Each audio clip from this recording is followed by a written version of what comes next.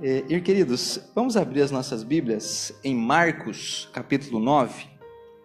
Você que tem vindo aos cultos todos os domingos, que está acompanhando os cultos todos os domingos, sabe que nós estamos pregando no Evangelho de Marcos, todo o Evangelho de Marcos. Estamos expondo o texto de Marcos e esse domingo nós vamos conversar sobre o capítulo 9. A partir do versículo 2, e vamos subir ao monte com Jesus e depois vamos descer do monte com Jesus e os seus discípulos e aprender o que é que o Senhor quer nos ensinar com esta passagem. Você encontrou? Amém? Muito bem. Então eu vou pedir para você acompanhar comigo esta leitura. Eu vou ler todo o texto para que você tenha uma imagem panorâmica do que é que está acontecendo aqui. Diz assim: 6 dias depois do quê? Depois de uma conversa que Jesus teve com os seus discípulos e que termina ali no versículo 1. 6 dias depois, Jesus tomou Pedro, Tiago e João e levou-os em particular a um alto monte, e ele foi transfigurado diante deles. As roupas dele resplandeceram e ficaram extremamente brancas, como nenhum lavandeiro na terra poderia branqueá-las. Então Elias e Moisés apareceram diante deles e falavam com Jesus. Tomando a palavra, Pedro disse a Jesus: Mestre, é bom estarmos aqui. Façamos 3 tendas, uma para ti, outra para Moisés e outra para Elias. Pois não sabia o que dizer, porque ficaram com muito medo. Nisso veio uma nuvem que os cobriu, e dela saiu uma voz que dizia: Este é o meu filho amado, a ele ouvi. De repente, olhando ao redor, não viram mais ninguém, a não ser Jesus. Enquanto desciam do monte, Jesus ordenou-lhes que a ninguém contassem o que tinham visto, até que o Filho do Homem ressuscitasse dentre os mortos. E eles guardaram o caso em segredo, conversando sobre o que seria o ressuscitar dentre os mortos. Então perguntaram-lhe por que os escribas dizem ser necessário que Elias venha primeiro. Jesus lhes respondeu: Na verdade, Elias vem primeiro e restaura todas as coisas. Mas então, como está escrito que o Filho do Homem deve sofrer muito e ser desprezado. Digo-vos, porém, que Elias já veio, e fizeram-lhe tudo quanto quiseram, segundo está escrito a seu respeito. Quando chegaram onde estavam os outros discípulos, viram ao redor deles uma grande multidão, e alguns escribas discutindo com eles. E logo toda a multidão, vendo Jesus, ficou muito surpresa, e todos correram na direção dele e o cumprimentaram. E Jesus lhes perguntou: O que estáis discutindo? E alguém dentre a multidão lhe respondeu: Mestre, eu te trouxe meu filho, que tem um espírito mudo. Onde quer que o apanhe, provoca-lhe convulsões, de modo que ele espuma pela boca, range os dentes e começa a se enrijecer. Pedi aos teus discípulos que o expulsassem, mas eles não conseguiram. E Jesus lhes respondeu: Ó geração incrédula, até quando estarei convosco? Até quando terei de suportar-vos? Trazei-me o menino. Então eles o trouxeram. Ao ver Jesus, o espírito imediatamente provocou-lhe uma convulsão, e o endemoniado caiu ao chão, rolava espumando pela boca. Jesus perguntou ao pai dele: Há quanto tempo isso lhe acontece? E ele respondeu: Desde a infância. E muitas vezes o tem lançado no fogo e na água para destruí-lo. Mas se podes fazer alguma coisa, tem compaixão de nós e ajuda-nos. Ao que lhe disse Jesus: Se podes, tudo é possível ao que crê. Imediatamente o pai do menino clamou: Eu creio, ajuda-me na minha incredulidade. Vendo que a multidão correndo aglomerava-se, Jesus repreendeu o espírito impuro, dizendo: Espírito mudo e surdo, eu te ordeno, sai dele e nunca mais entres nele. Então o espírito saiu gritando e agitando muito. O menino ficou como se estivesse morto, de modo que muitos diziam: Ele morreu. Mas Jesus, tomando-o pela mão, levantou-o e ele ficou em pé.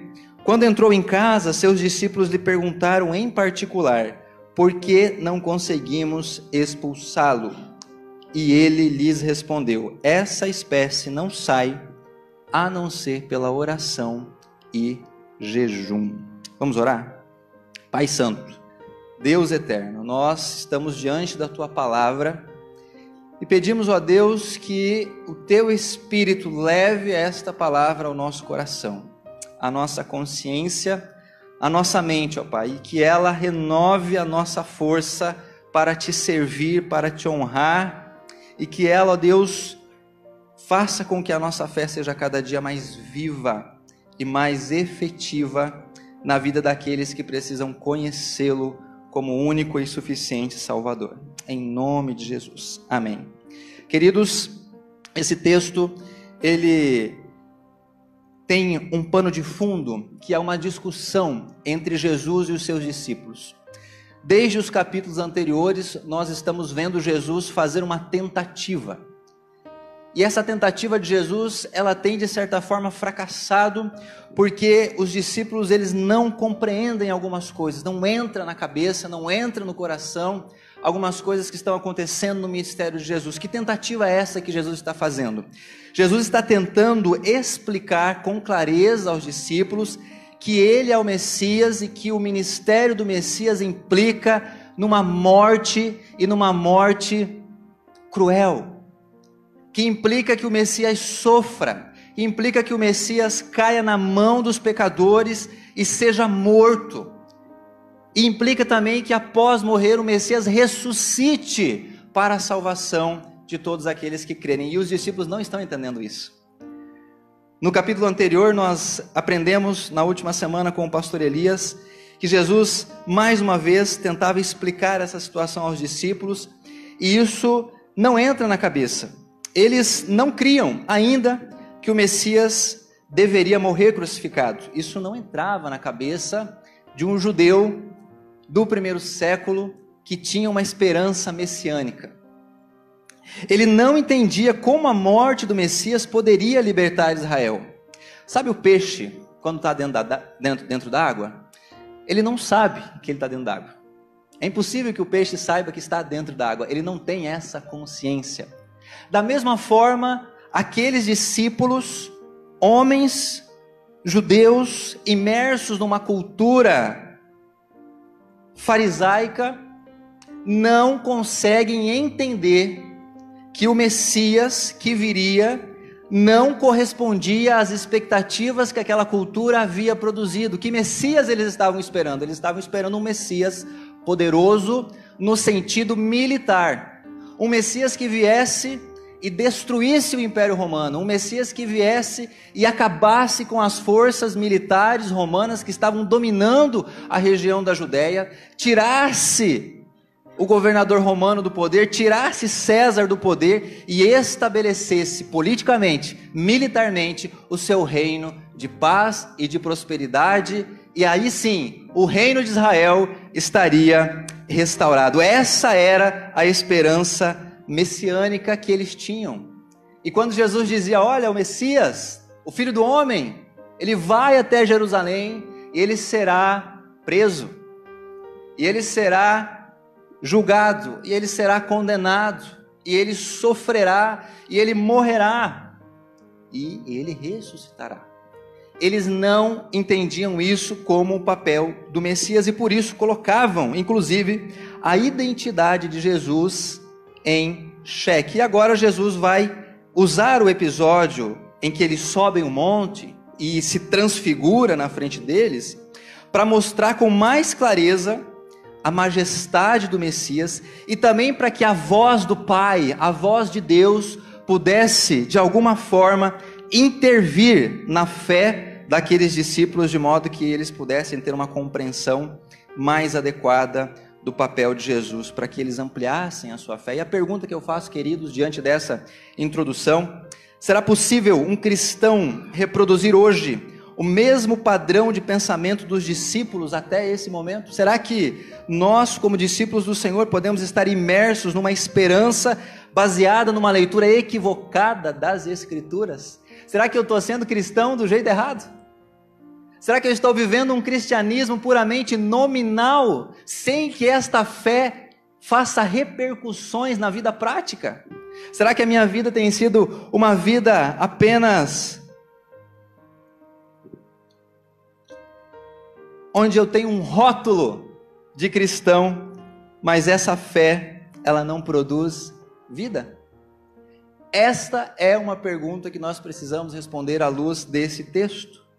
E essas perguntas, Jesus vai respondendo na medida em que a história se desenrola.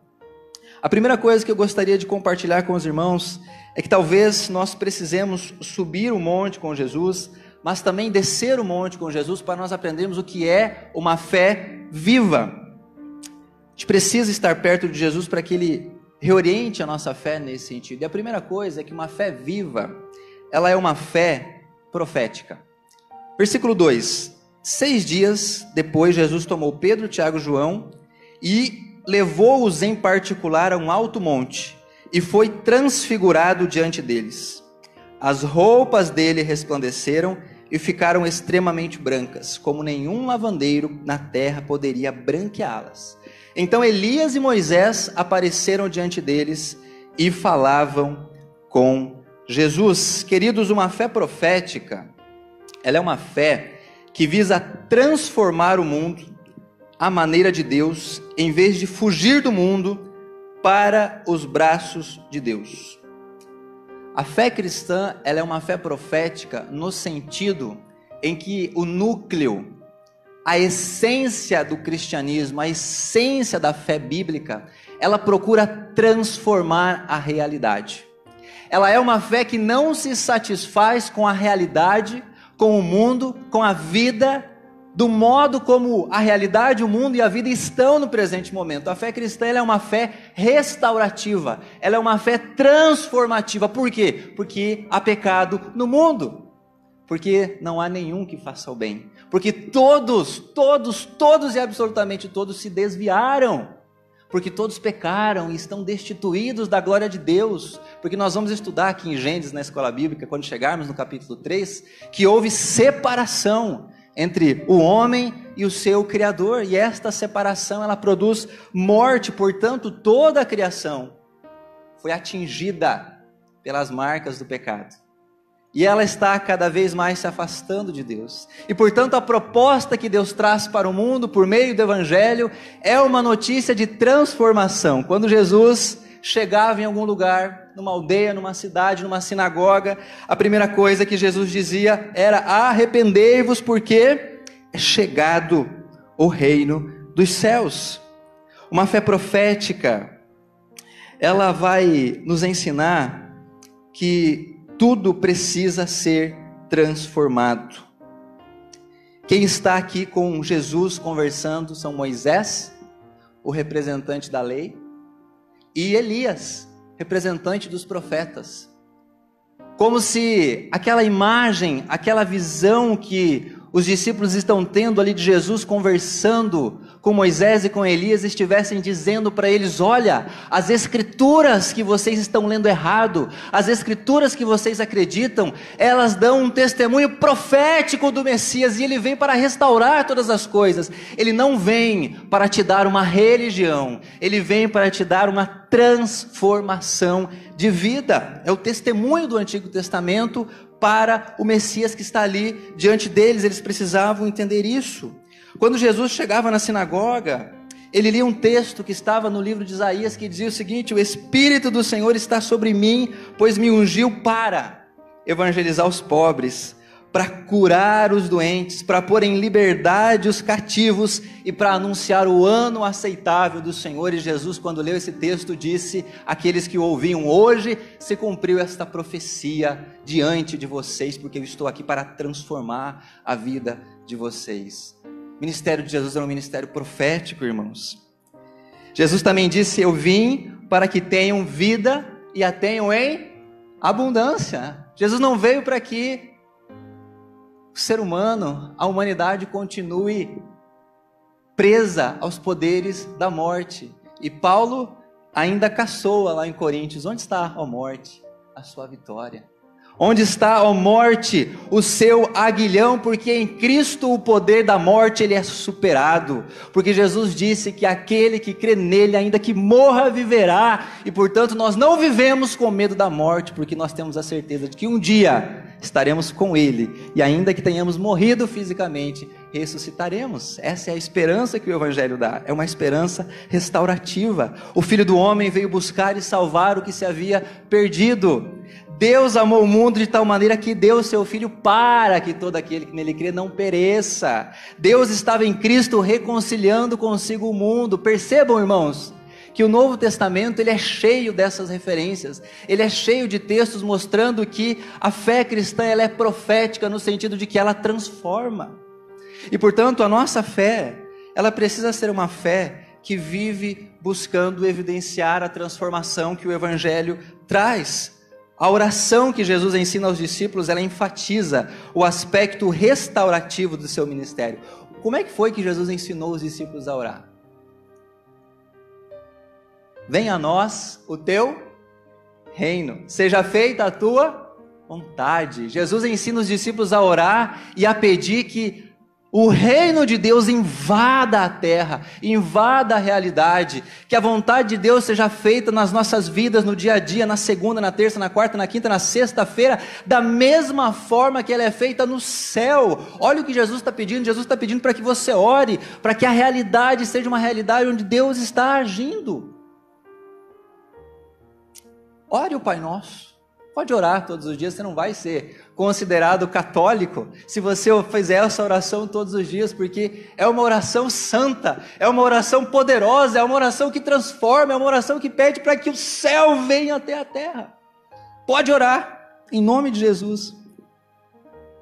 Uma fé profética atua necessariamente em dois movimentos.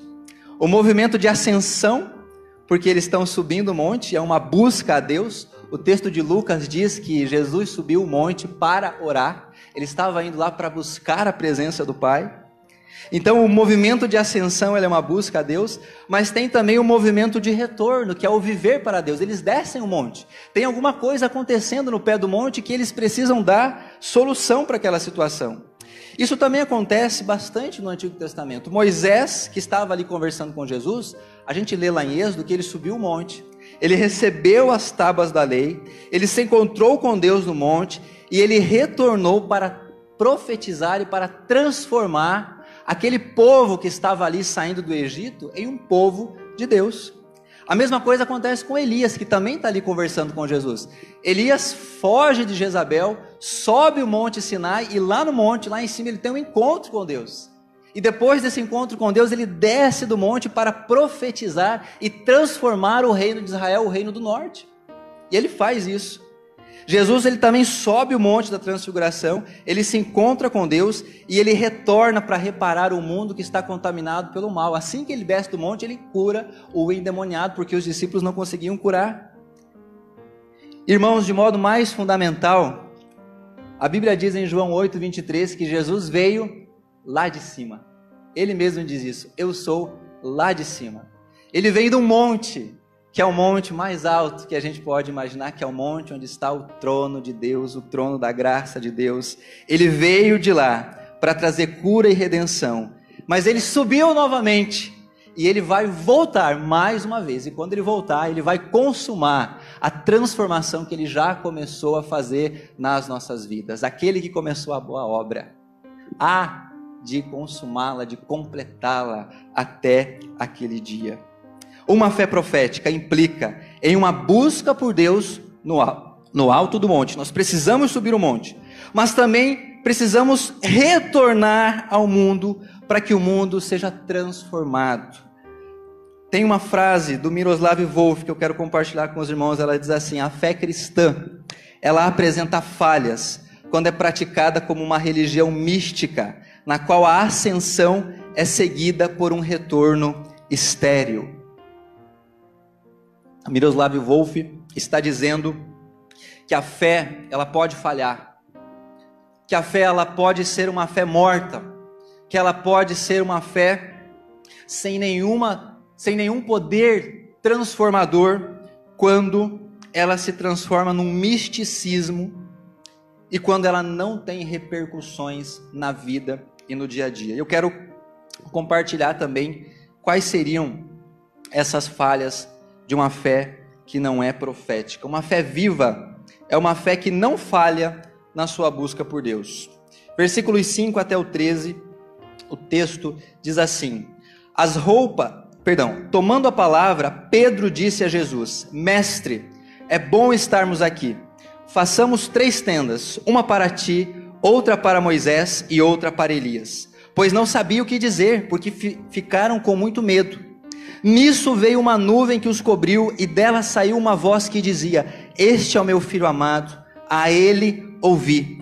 De repente, olhando em redor, não viram mais ninguém a não ser Jesus. Enquanto desciam do monte, Jesus ordenou-lhes que a ninguém contassem o que tinham visto, até que o Filho do Homem ressuscitasse dentre os mortos. E eles guardaram o caso em segredo, conversando sobre o que seria ressuscitar dentre os mortos. Então lhe perguntaram: por que os escribas dizem ser necessário que Elias venha primeiro? Jesus respondeu: na verdade, Elias vem primeiro e restaura todas as coisas. Mas então, como está escrito que o Filho do Homem deve sofrer muito e ser desprezado? Digo-vos, porém, que Elias já veio, e fizeram-lhe tudo quanto quiseram, segundo está escrito a seu respeito. 2 falhas podem ser cometidas no movimento de ascensão. 2 falhas podem ser cometidas quando nós subimos o monte para buscar a Deus, e os discípulos cometeram essas falhas. A primeira delas, a redução da fé ao que ela não é. Pedro, completamente abobalhado pela visão que ele está tendo de Jesus com Moisés e com Elias. O texto diz que ele não sabia o que ele estava dizendo. Ele tenta manter aquele estado de maravilhamento. Por quê? Porque ele fala para Jesus: vamos fazer 3 tendas, uma para o Senhor, uma para Elias, uma para Moisés, e vamos ficar aqui para sempre, né? Ou no mínimo vamos ficar aqui por um bom tempo, para que este maravilhamento, essa glória que eu estou contemplando aqui, ela não cesse, e também para que eu não precise descer do monte, porque lá embaixo tem um monte de problema para resolver. Eu quero ficar aqui. Então ele tenta manter esse estado de maravilhamento.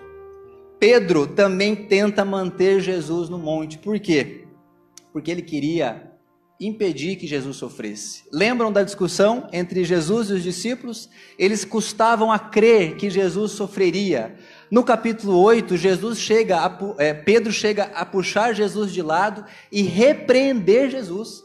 Olha, isso que você está dizendo não vai acontecer. E Jesus repreende Pedro: olha, sai de mim, Satanás, né? Você está me afastando dos propósitos de Deus. Pedro queria manter Jesus no monte para impedir que Jesus descesse de lá, subisse à cruz e que o mundo fosse transformado. O que Pedro tentou fazer aqui, irmãos, foi reduzir Jesus a um místico, a um mágico, e não crer em Jesus como Messias, Salvador, Filho de Deus, Criador. Nós não podemos cometer esse erro de reduzir Jesus, de reduzir Deus a um místico ou a um mágico. A redução da fé acontece quando, abre aspas, essa frase também é do Miroslav Volf, os praticantes de religiões proféticas perdem a fé na importância do encontro com Deus como Deus e empregam linguagem religiosa para promover perspectivas e práticas cujo conteúdo e motivação não provém da base da fé ou não estão integralmente relacionadas com essa base. Não podemos usar elementos da fé para promover agendas que não cabem na fé. Pedro queria impor a Jesus uma agenda que não era a agenda das Escrituras. Queria impor a Jesus um plano que não era o plano de Deus. Queria impor a Jesus um reino que era o reino de Satanás, que não era o reino de Deus. Queria que Jesus fosse um Messias terreno, político, institucional, militar, violento. Queria que Jesus entrasse em Jerusalém montado num cavalo de guerra, não num jumentinho. Essa era a agenda de Pedro. Mas essa é uma falha da fé, porque a fé não pode ser usada para promover agendas que não cabem nela. E tem algumas aí que eu quero compartilhar com vocês, você vai muito provavelmente se identificar comigo nessa crítica. Tem uns que dizem a fé é o caminho para a prosperidade financeira. Essa não é a agenda da palavra. A fé é o caminho para a liberdade política. Essa também não é a agenda da palavra. A fé é o caminho para o conforto emocional. Jesus é o meu coaching, né? Jesus é o meu psicólogo. Jesus não é o meu salvador. E se ele fala que eu tenho pecado, eu fujo dele, porque eu quero um Jesus que massageie o meu ego, o meu coraçãozinho, que fale que eu sou o centro do coração dele. Essa não é a agenda da palavra. A fé é o caminho para vencer as eleições. Irmãos, em nome de Jesus, essa não é a agenda da palavra. Eu almoço numa copa em que o pessoal gosta de deixar a televisão ligada, e é sempre na hora do almoço, e está passando a propaganda política. E aí vem uns candidatos que eu nunca vi na vida, não sei de onde são, não sei. Mas há um fenômeno acontecendo. E não importa o espectro político, tá? Vem de todos os lados. De vários candidatos. O negócio é o seguinte, eu estou aqui para pedir o seu voto. Eu defendo os valores da família, de Deus. Eu sou cristão, eu sou isso, eu sou aquilo. Ô querido, quando é que nós lemos na palavra que a fé é o caminho para vencer as eleições? Quando é que a palavra te autorizou a usar o nome santo de Deus para conseguir voto? Em nome de Jesus, nós não podemos reduzir Deus a um cabo eleitoral. Deus não é cabo eleitoral de ninguém, nem da direita, nem da esquerda, nem do centro, de nenhum político, porque nenhuma proposta política cabe no Evangelho. O Evangelho explode todos os projetos políticos, eles não conseguem resistir ao Evangelho. O Evangelho é vinho novo no odre velho das propostas políticas. Mas vote de maneira consciente. Seja crítico. Não permita que o seu candidato, seja ele quem for, reduza Deus a um cabo eleitoral. Não podemos usar o nome de Deus em iniciativas que ele não aprova. Por quê? Porque senão ele intervém, como ele fez no versículo 7. Nisso veio uma voz que os cobriu. Nisso quando? Quando Pedro fala aquela besteira gigantesca de fazer 3 tendas. Quem interfere na conversa? O próprio Deus. Deus Pai interfere na besteira que Pedro estava dizendo e fala: para com isso. Este que está na sua frente é o meu filho amado. A ele ouvi. Porque eles não estavam ouvindo, eles estavam fugindo do discurso de Jesus, eles estavam fugindo da proposta de crucificação de Jesus. Então Deus Pai intervém e fala: este é o meu filho amado, a ele ouvi. Irmãos, usar linguagem cristã não faz de ninguém um cristão. Viver e sofrer como Cristo, sim. Isso faz da gente cristãos. Usar a linguagem cristã, não. Eu já falei com os irmãos várias vezes que eu trabalhei muito tempo para políticos, trabalhei muito tempo com campanhas políticas, né? Trabalhei fazendo marketing de campanhas políticas e há algum tempo eu abandonei isso. Outro dia chegou uma pessoa com uma proposta, a gente fazia um projeto, falou assim: Aralão, eu fui numa igreja evangélica, tirei umas fotos, faz um roteiro aí para mim de um vídeo, e eu quero assim, umas fotos bem bonitas, eu tô lá com a mão fechada, né? Louvando a Deus, não sei o quê, abraçando os irmãos, abraçando o pastor, e daí hoje eu vou na Marcha para Jesus, vou tirar umas fotos lá também, e depois a gente faz um vídeo, joga na internet. Eu faço se você me disser o que está escrito em João 3,16. Fala para mim. Hã?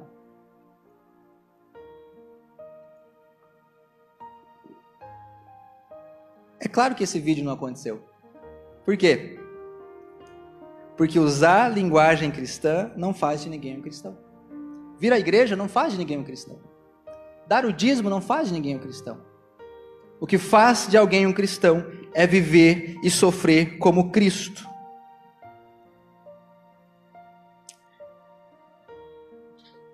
Irmãos, uma fé viva, ela também não pode falhar em viver para Deus. Nos versículos 14 até o 30, eles descem do monte. E ao descer do monte, se encontram com um problema. Que problema é esse? O pai de um menino vem a Jesus e diz algo que é estarrecedor. É triste o versículo. Porque o pai do menino, ele diz o seguinte: mestre, reparem que ele não diz que ele trouxe o menino para os discípulos. Ele diz que ele trouxe o menino para Jesus. Eu te trouxe o menino. E os seus discípulos não conseguiram expulsar o demônio. Sabe por que isso é triste? Porque alguns capítulos atrás, Jesus tinha comissionado aqueles discípulos e eles tinham saído em duplas por Israel, pela Judeia, e Jesus tinha dado poder a esses discípulos para que eles expulsassem demônios, para que eles pregassem o evangelho, para que eles realizassem curas e milagres. E eles fizeram isso, eles foram. E quando eles voltaram, eles davam esse testemunho: mestre, os demônios se submetiam a nós. Nós impunhamos as mãos e as pessoas eram curadas. E agora chegamos aqui no capítulo 9 e vem um endemoniado e os discípulos não são capazes de expulsar aquele demônio, de libertar aquele menino.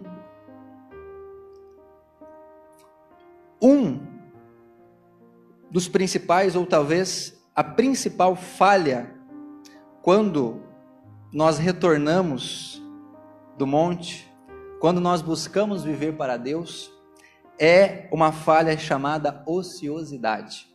A fé, quando deixa de ser profética, quando busca a Deus de maneira a reduzir Deus, ela se torna ociosa. Em que sentido ela se torna ociosa? Irmãos, um dos principais propósitos da fé cristã é modelar a vida de pessoas e comunidades em todas as suas esferas. O cristianismo, ele não é uma proposta religiosa, exclusivamente religiosa. Ele é uma proposta de fé total. O que é isso? A Bíblia nos ensina que Cristo governa sobre todas as esferas da realidade. Essa é uma frase famosa do Abraham Kuyper. Ele dizia que não há nenhum centímetro quadrado da existência sobre o qual Cristo, que é soberano sobre tudo, não clame: é meu. A Bíblia ensina que Jesus, ele é Senhor de toda a realidade. Deus é o Criador dos céus e da terra. Isso é uma expressão bíblica para dizer Deus, ele é o Senhor, ele é o Criador da realidade material e da realidade espiritual. Por isso é impossível ser cristão apenas dentro da igreja, apenas dentro dos arraiais da religião. A fé cristã, ela exige que o cristão avance no sentido de transformar aquilo que não é religioso, de transformar aquilo que não está apenas dentro da instituição. A fé, portanto, deve ser capaz de responder às questões apresentadas pelo mundo, que é o que os discípulos não estavam conseguindo fazer aqui. Por que eu digo isso? Porque em Mateus 24 nós lemos Jesus fazendo esta avaliação daqueles que ele vai encontrar quando voltar. Jesus estabelece lá um critério avaliativo que evidencia que alguém foi cristão. Qual é o critério que Jesus estabelece? Olha, quando eu voltar na minha glória, com os anjos, nas nuvens, o que eu vou fazer? Eu vou separar o povo. E como é que eu vou separar? Eu vou falar o seguinte: olha, cadê aqueles que quando eu estive fome me deram de comer? Cadê aqueles que quando eu tive sede me deram de beber? Cadê aqueles que quando eu estive preso foram me visitar? Cadê aqueles que quando eu estive enfermo me visitaram no hospital? Estes vão receber de Jesus um chamado: vinde, benditos de meu Pai. E, contrariamente, aqueles que não viveram assim, vão receber uma advertência: afastai-vos de mim, malditos, porque eu não lhes conheço. Então a fé, repare, irmãos, que ela modela todas as realidades da existência. Jesus disse isso. Olha, a fé cristã, a fé em mim, ela se projeta para as prisões, para os hospitais, para os famintos, para os sedentos. Ela vai além da porta da igreja, ela vai além da minha vida interior, ela vai além da minha casa, ela se expande para todos os lados possíveis. Por quê? Porque o evangelho, ele é restaurativo. Irmãos, quando a igreja não tem essas respostas, a fé se torna ociosa, a fé se torna incapaz de evidenciar o poder de Deus. Eu trouxe o meu filho ao Senhor, mas os seus discípulos não foram capazes de responder a minha questão, a minha demanda. Que triste, né, queridos? Quando a igreja não é capaz de dar resposta ao mundo, e nós estamos num mundo que precisa de muitas respostas. Nós estamos num mundo que está carente, sedento, buscando muitas respostas. Eu fiz um exercício outro dia, eu coloquei no top 50 do Spotify. Pega o Spotify, vai lá no top 50, as mais tocadas no mundo e no Brasil. Eu fiquei uns 2 dias ouvindo música porcaria, né? Para fazer uma avaliação, deixei rodar tudo. O que é que esse povo está cantando? O que a letra diz? O que a letra está buscando? Não importa o idioma, inglês, espanhol, português. Esse povo todo está buscando, está ouvindo letras que falam de amores não satisfeitos, de sentido não encontrado. E eles colocam essa busca em vários ídolos. Nenhum destes ídolos é o Cristo que transforma as nossas vidas. E você pode procurar isso também na literatura, nos livros que são mais lidos. Você pode procurar isso nas séries que são mais assistidas. Você pode procurar isso nas novelas que são mais assistidas. Você pode procurar isso nas notícias do jornal, nas redes sociais, naquilo que está nos trend topics do Twitter. Você pode procurar e você vai encontrar um monte de gente buscando resposta, buscando sentido, buscando propósito, buscando amor. E não encontrando um amor que transforma todas as áreas da vida. O problema fundamental apresentado por Jesus foi a incredulidade. Nós lemos no versículo 19 que Jesus, ele se irrita. E ele diz o seguinte: ó geração, o quê? Incrédula. Ele estava ali acusando tanto os discípulos quanto a multidão de não terem fé, de terem uma fé que não é capaz de evidenciar o poder de Deus. Incredulidade é o nome que se dá a uma fé sem efeitos em todas as áreas da vida, como se houvesse áreas em que Deus não pode agir. Eu te pergunto, me responda, não precisa ser em voz alta, fale com você mesmo. Há algum espaço da realidade que Deus não pode agir? Existe alguma área da sua vida na qual Deus não possa agir e não possa transformar? O poder de Deus de alguma forma está limitado? Será que a mão de Deus, como diz o profeta, está encolhida para que não possa agir? Será que Deus não está vendo as nossas questões? Será que Deus não está vendo as nossas realidades? É claro que está, e é claro que não há lugar onde Deus não possa agir. Obviamente, então, por consequência lógica, Deus precisa ser o Senhor do seu trabalho, dos seus estudos, da sua faculdade, da sua escola, das suas relações laterais, suas relações de amizade, suas relações familiares.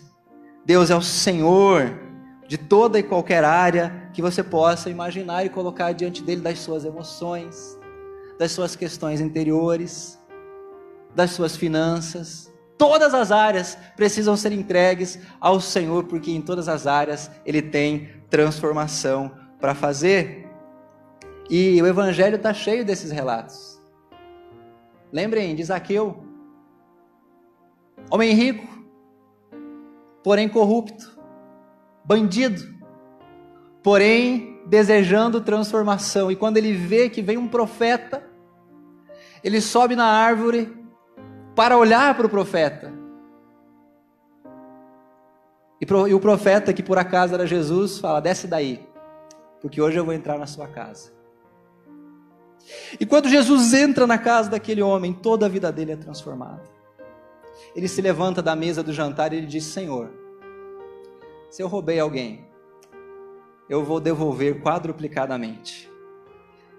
E a metade dos meus bens eu vou dar para os pobres. E Jesus se levanta e diz: hoje chegou salvação a esta casa. Meu irmão, Jesus é profeta. Ele transforma. E ele entra na sua casa. E ele muda toda a sua vida. Um dia ele entrou na minha. E ele mudou toda a minha vida. E não há áreas na minha vida que eu não deseje entregar ao Senhor Jesus. Não limite o poder de Deus. Não reduza o poder de Deus na sua vida. Não há áreas que Ele não possa agir. Para terminar, uma fé ociosa, ela vai apresentar ao mundo um Deus ocioso. Porque no versículo 20 ao 27, nós lemos o seguinte, que eles trouxeram o menino a Jesus, e Jesus ele vai curar o menino, ele vai expulsar o demônio, esse menino vai ser curado, mas o pai do menino vem com um testemunho, que também é um testemunho muito triste, porque ele fala o seguinte para Jesus, ele fala o seguinte: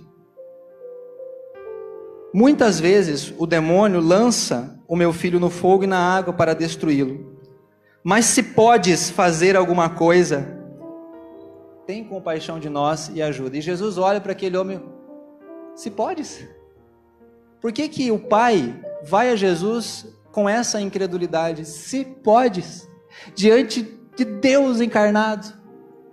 Porque os discípulos tinham criado esta mentalidade. Com a ociosidade da sua fé, eles tinham transformado o Cristo num Deus ocioso, num Cristo ocioso, incapaz de curar na mente daquele pai, porque ele fala, né? Se podes. Cadê a fé dele? Não tem. E aí Jesus restaura a fé daquele homem e fala: olha, tudo é possível ao que crê. Querido, que o teu testemunho, ele não leve as pessoas a pensar que Deus é um Deus ocioso. Que a tua vida não sinalize que Deus é um Deus ocioso. A missão desta igreja está no boletim, a gente divulga em todos os lugares, é sinalizar o reino, amando a Deus, servindo a comunidade e fazendo discípulos. O sinal do reino que nós mandamos não pode ser um sinal de que Deus está ocioso, de que Deus não está agindo. Por isso que Ele tem que agir aqui dentro, por isso que Deus tem que agir na sua vida, porque quando Deus age na sua vida, as pessoas à sua volta enxergam essa transformação e se rendem a Deus. Uma fé ociosa revela uma vida longe de Deus, porque versículo 28 e 29, Jesus explica por que não deu para expulsar o demônio. Quando entrou em casa, seus discípulos lhe perguntaram em particular por que não conseguimos expulsá-lo, e Jesus dá na cara deles, né? Ele lhes respondeu: essa espécie não sai a não ser pela oração. O jejum aqui, irmãos, ele é facultativo, porque não está nos melhores manuscritos originais, tá? Mas a oração é fundamental. Se você não ora, você não está perto de Deus. Logo, a sua fé será ociosa. Não há ninguém cuja vida irradie o poder de Deus sem que este alguém esteja perto de Deus. Porque Deus é luz. Eu não, eu sou trevas, pecador, mas Deus é luz. Quando eu me aproximo de Deus, a luz de Jesus brilha na minha vida e acaba iluminando quem está perto de mim. Então se coloque diante de Deus, vá ao monte, busque a Deus, mas retorne para que a tua fé, ela produza resultados. Você pode se colocar em pé? Vamos orar? Estamos concluindo. Sua fé é viva quando é profética e modela o mundo a partir do reino. Irmãos, o mundo precisa de Deus. Isso é o que uma fé profética diz.